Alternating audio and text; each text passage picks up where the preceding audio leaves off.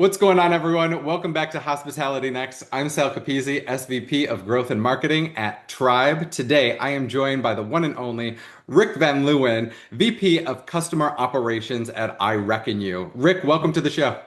Thank you. Thank you so much. How are you? I'm doing great, and how are you doing today? Good, good. I'm super excited for this. Yeah, it's I'm super excited to definitely, have you here. yeah, thank you. Thank you so much. Ladies and gentlemen, Rick is a pioneering expert in AI-powered data strategy for the hospitality industry. His work focuses on the adaptability of predictive and prescriptive models used in hotel operations and guest management to make data-driven management accessible for hospitality businesses worldwide. He currently leads customer operations at Ireckonu, the leading provider of middleware and customer data platform for complex hotel chains. Rick, you lead data strategy at a company faced on middleware and customer data platforms. How should hotels rethink their data architecture to move from siloed systems to actionable intelligence in 2026? Yeah, it's definitely not an easy question, right? Especially if you are indeed talking to sometimes larger hotel chains or independent hotels. But usually, typically, the question that we are asking at the very beginning basically is to define your guest journey from start to end. And that doesn't happen only with the booking engine, for example, but as well like your pre-arrival and your Yeah. post-stay, and especially afterwards, basically your marketing efforts to bring those guests back eventually towards your hotels. So there is a lot of data becoming available because usually what happens is what we see in the architecture of these larger hotel chains is that it's all fragmented and it's hard to stitch together basically. So we need to create a data strategy around to align and support basically this whole guest journey from the first moment, Hmm. unfortunately, as well till the last moment, your last effort for actually churning guests, right? We see PMS data, for example, coming in, POS, spa, golf. Sometimes you have a loyalty program associated to it. So it's not necessarily indeed that we have a lack of data, for example. It's really indeed the strategy around it to to actually orchestrate everything, and that's where the challenge is still currently.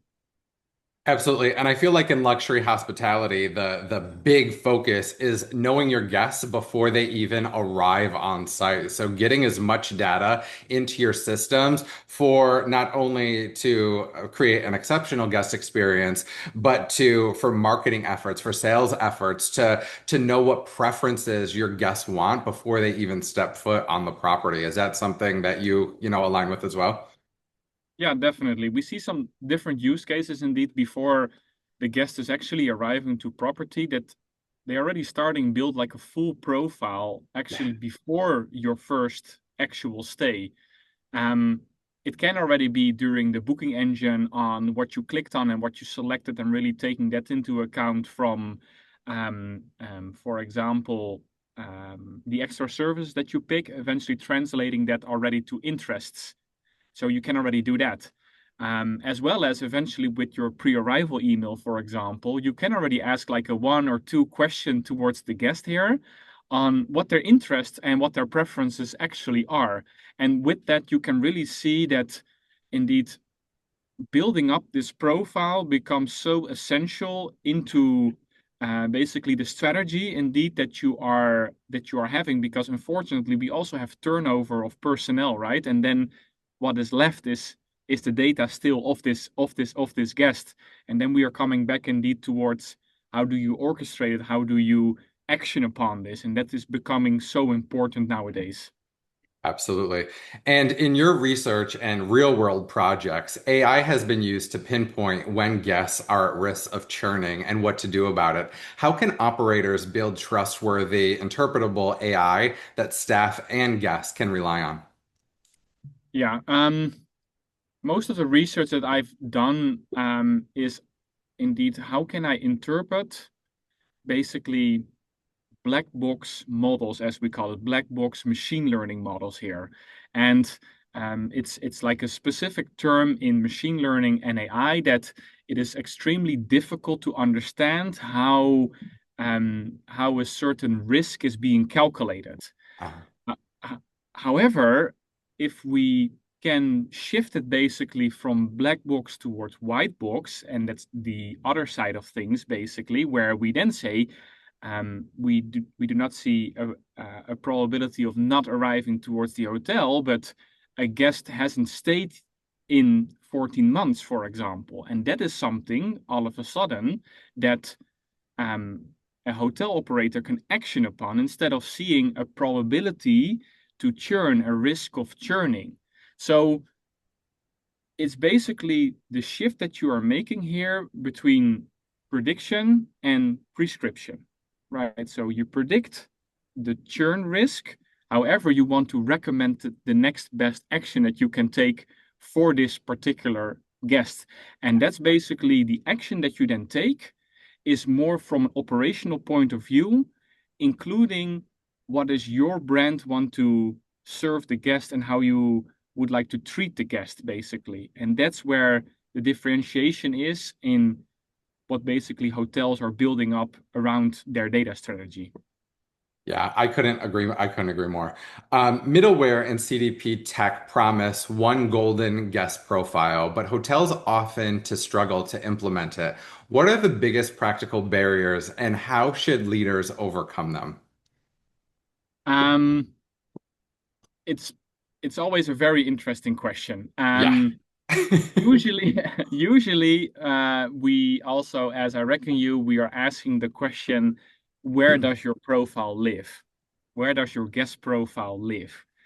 And if there cannot be one answer given, Mhm. there is almost an immediate problem here. Yeah. And with that is, of course, there are chunks and pieces of information living in every system because every system is doing something particular, but you need to be able to stitch it together, basically. So we we also would like then that we are able to match and merge these data points together and cascade Mhm. that within your ecosystem.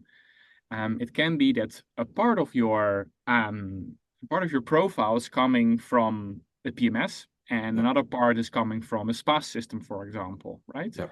And could be that it's the same first name, last name, email on both. Let's make a very easy use case around this. But one or the other out of the systems also has a phone number associated to it. Then there needs to be at one place within your ecosystem, you need to be able to match these profiles and eventually cascade that information towards the rest of your ecosystem. So if your spa system do have a phone number associated to it, it also needs to travel eventually towards your PMS so Yep. the front desk does not have to ask anymore for your phone number, right? The same Because question over and over again. indeed, right? And with that, and it's also a very difficult question, right? And you cannot ask that usually towards one department because Mhm.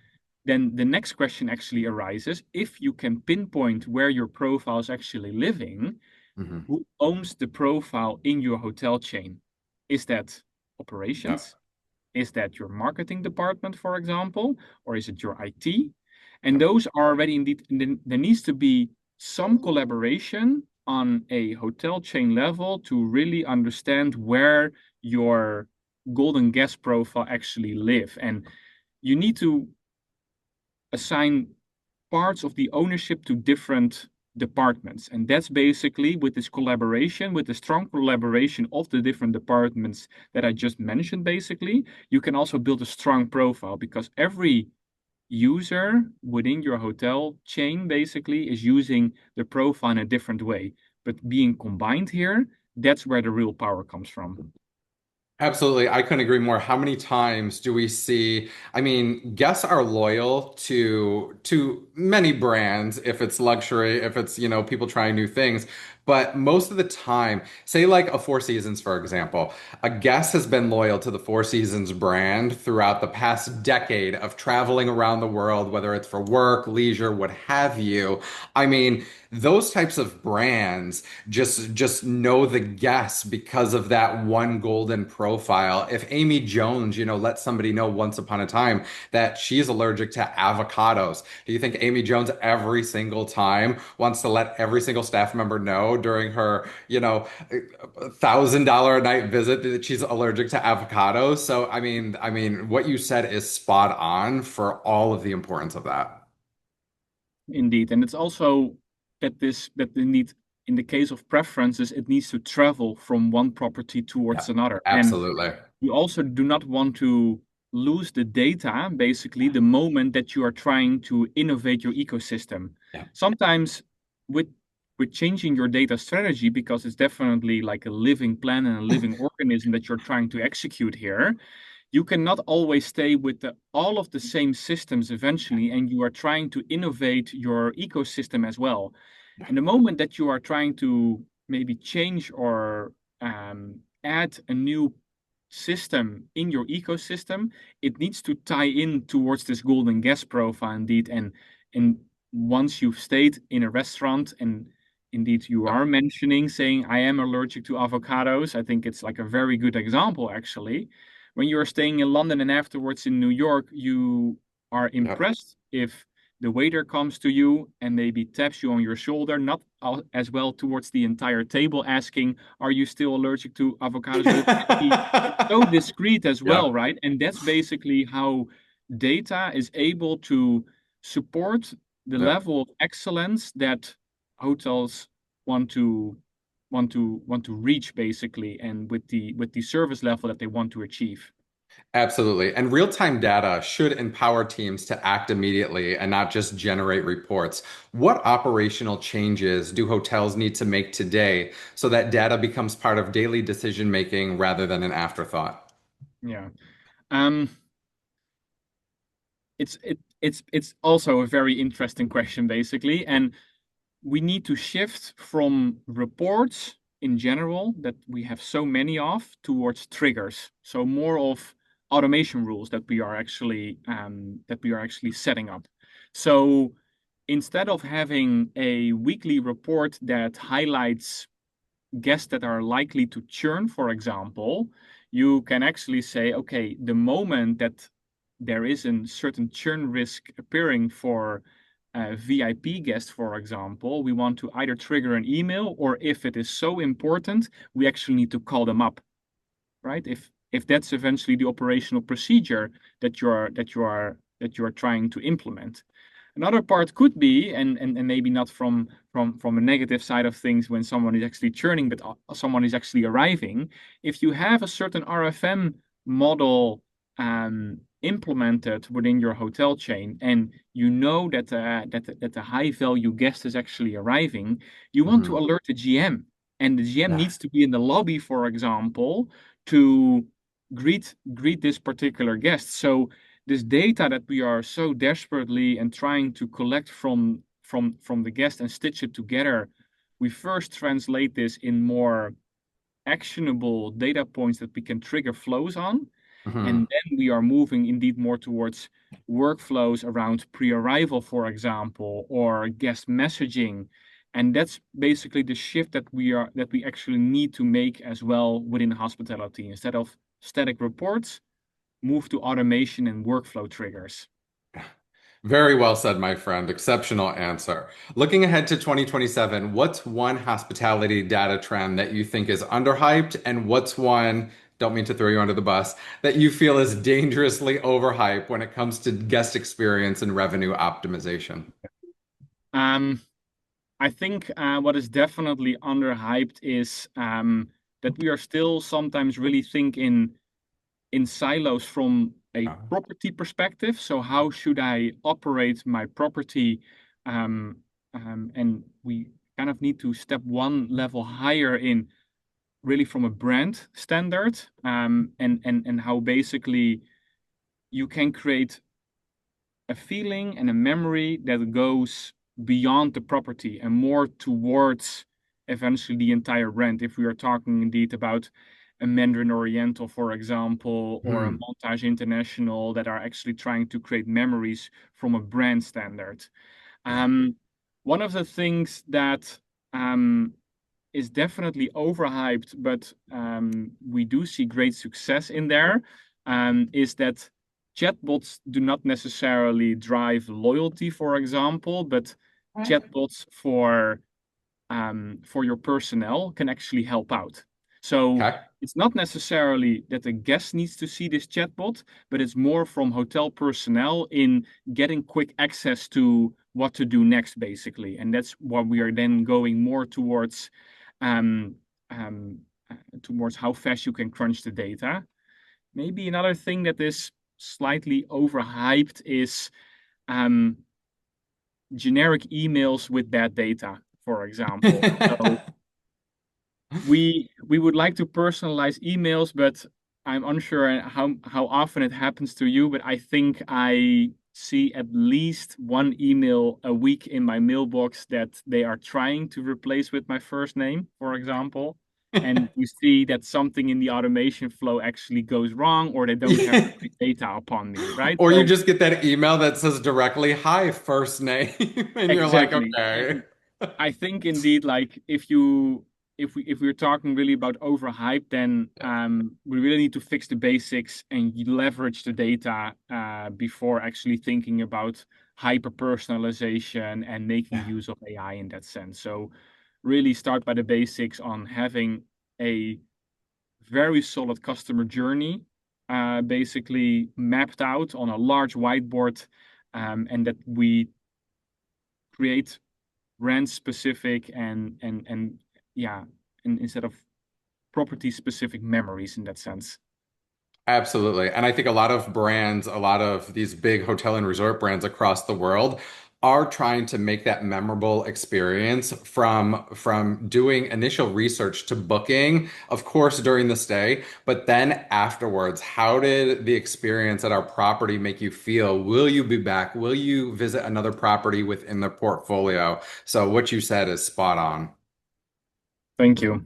Of course, of course. Dr. Rick, I'm going to move to our fast five. Boutique hotel or luxury resort? Boutique. What hotel tech could you never live without? And you can't say I reckon Ah, um, you. casting, casting, Well, casting towards your TV, basically. got it, got it, got it. Room service at midnight. What are you ordering? Um, a Negroni, Oh, oh, all right. Dream hotel destination for 2026. Puerto Rico. Very nice. Have you ever been before? No, no, not yet. Oh, you're gonna have a great time. One word to describe the future of hospitality. Exciting. Amazing. Yeah. Rick, thank you so much for joining me today. Thank you so much for having me. Of course, and thank you so much for joining this episode of Hospitality Next. You can get in contact with Rick and learn more about Ireckonu at www.ireckonu.com, and you can get in contact with me at www.try.be. Remember, stay bold, stay booked, stay next. Until next time. Cheers. Thank you. Bye bye.